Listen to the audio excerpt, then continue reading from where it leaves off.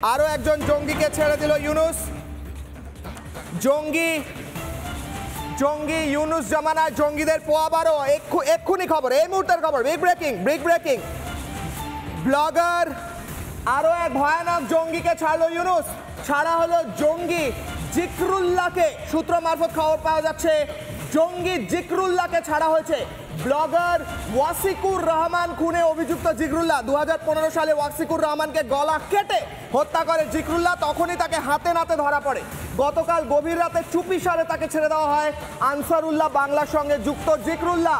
এই মুহূর্তের বড় বিগ ব্রেকিং আরো একবার নেব। ইউনুস জামানায় জঙ্গিদের পোয়াবারও একের পর এক জঙ্গিকে ছেড়ে দিচ্ছে মোহাম্মদ ইউনুস। জিকরুল্লাহ ছবি দেখাচ্ছি, জঙ্গি জিকরুল্লাহ ছবি দেখাচ্ছি, নিকৃষ্ট জঙ্গি জিকরুল্লাহ। সে কি করেছে?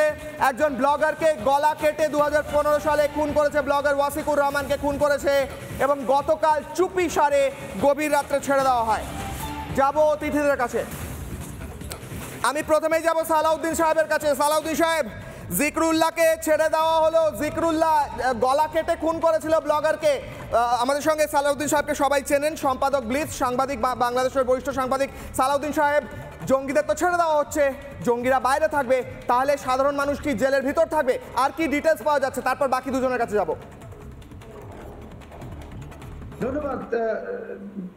দেখুন কিশোরবাবু, গতকাল গভীর রাতে আপনি যেভাবে বলছিলেন যে ব্লগার ওয়াসিকুর রহমান হত্যার অন্যতম আসামি এবং আনসারুল্লাহ বাংলাদেশ এবং আকিজ সদস্য জিকরুল্লাহকে রহস্যজনকভাবে ছেড়ে দেওয়া হয়েছে। আর আগামী 3-4 দিনের মধ্যেই ওই মামলার অন্য আরেক আসামি, এই আনসারুল্লাহ বাংলা টিম সদস্য আরিফুল ইসলামকেও ছেড়ে দেওয়া হবে। মানে বাংলাদেশ তো এখন এরই মাঝে আল কায়দা এবং আকিজের দখলে চলে গেছে এবং ইউনুস এবং তার বাহিনীরা তারা পাকিস্তানি আইএসআই, আকিজ এবং আল কায়দা এদের এজেন্ডা বাস্তবায়ন করছে। সবচেয়ে ভয়ঙ্কর খবর হলো যে এই জিকরুল্লাহ, যাকে কাল রাতে ছেড়ে দেওয়া হয়েছে, সে আজকে রাতের মধ্যেই বা কালকে ভারতে প্রবেশ করবে একটি হিট অ্যান্ড রান টিমের প্রধান হিসাবে।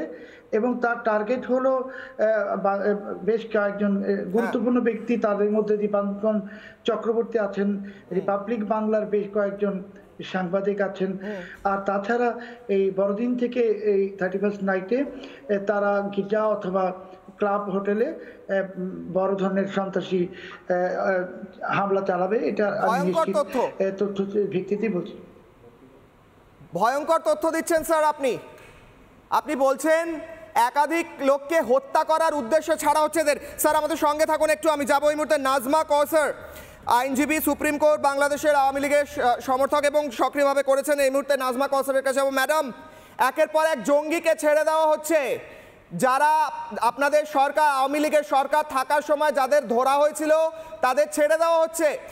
আর যারা আওয়ামী লীগ কর্মী কিংবা অন্যান্য দল করেন কিংবা যারা হিন্দু সাধারণ, তাদেরকে জেলে পাঠানো হচ্ছে, জঙ্গিদের বাইরে বের করে দেওয়া হচ্ছে। এটা কি হচ্ছে? ধন্যবাদ আর বাংলাকে। বাংলাদেশ এখন জঙ্গিদের অভয়ারণ্য।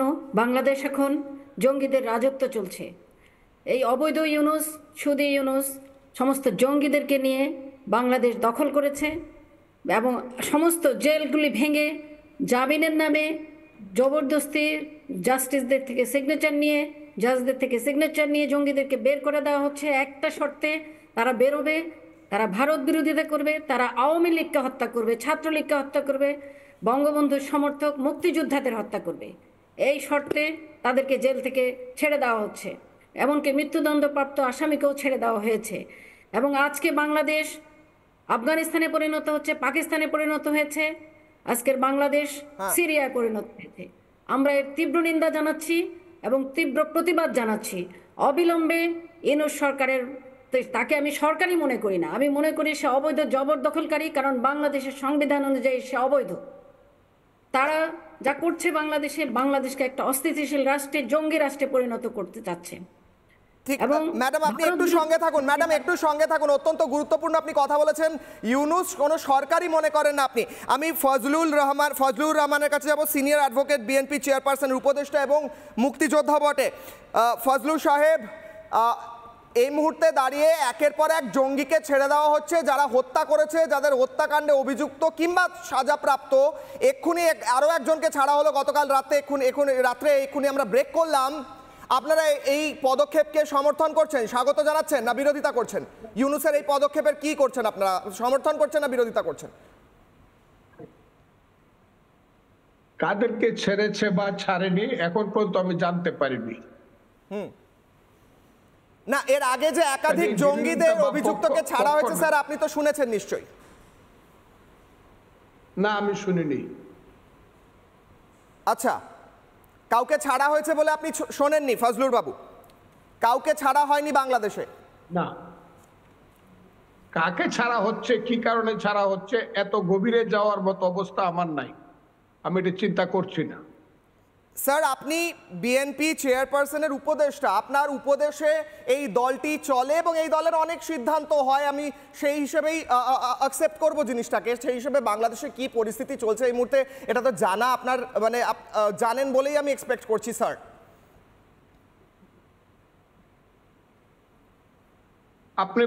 আপনি যদি নির্দিষ্ট প্রশ্ন করেন সেই প্রশ্নের উত্তর আমি দিতে পারি। হ্যাঁ, নির্দিষ্ট প্রশ্ন স্যার। আমার ফজলুর বাবু, নির্দিষ্ট প্রশ্ন, একদম নির্দিষ্ট। জিকরুল্লাহ বলে একজন জঙ্গিকে গতকাল গভীর রাত্রে ছেড়ে দেওয়া হয়েছে। আমরা ব্রেক করছি, নিউজ ব্রেক, সবাই ব্রেক করছে। আপনি কি বলবেন, জঙ্গিদের ছেড়ে দেওয়ার ইউনূসের পদক্ষেপকে সমর্থন করেন না বিরোধিতা করেন? ভেরি স্ট্রেট আমি তো ব্যাপারটা বললাম যে এই ব্যাপারটা আমি জানি না। বেশ স্যার, আপনি এমন একটা জিনিস জানেন, এমন একটা তথ্য দিয়ে আপনাকে একটা বাইট শোনাবো। এই বাইটটা হচ্ছে হাবিবুল নবী খান সোহেল, যুগ্ম মহাসচিব বিএনপির, আপনার সহকর্মী, আপনার সঙ্গেই দল করেন। উনি একটি বক্তব্য রেখেছেন, দ্রুত বক্তব্য শোনাবো, ফিরছি আপনার কাছে, বাকিদের কাছেও যাব। দ্রুত বক্তব্য হাবিবুল নবী। আঙুল তোলার আগে নিজেদের চেহারা দেখুন, না হলে ওই আঙুল কিন্তু আমরা কেটে দেব। রাফায়েল বিমানের ভয় দেখায়। আরে ভাই, আছে কয়টা রাফায়েল বিমান? ওটার কাজ কি? বোমা বহন করা। ভয় দেখা কি জানেন? রাফায়েল বিমান নাকি বাংলাদেশে আসলে আমরা নাকি টয়লেট করে দেব। তাহলে বোঝেন, আমাদের টয়লেট করতে রাফায়েল বিমান লাগে, আর আপনাদের তো টয়লেট আসলেই রাস্তার ধারে বসে পড়েন। মনে রাখবেন, আমরা যদি একবার লুঙ্গিটা মালকাছা মারি, দিল্লি পর্যন্ত খবর। নানা ধরনের কন্টেন্ট দেখার জন্য লাইক করুন, শেয়ার করুন আমাদের ফেসবুক পেজ, সাবস্ক্রাইব করুন আমাদের ইউটিউব চ্যানেল। পাশাপাশি অন্যান্য ব্রেকিং নিউজের জন্য অবশ্যই চোখ রাখুন রিপাবলিক বাংলায়।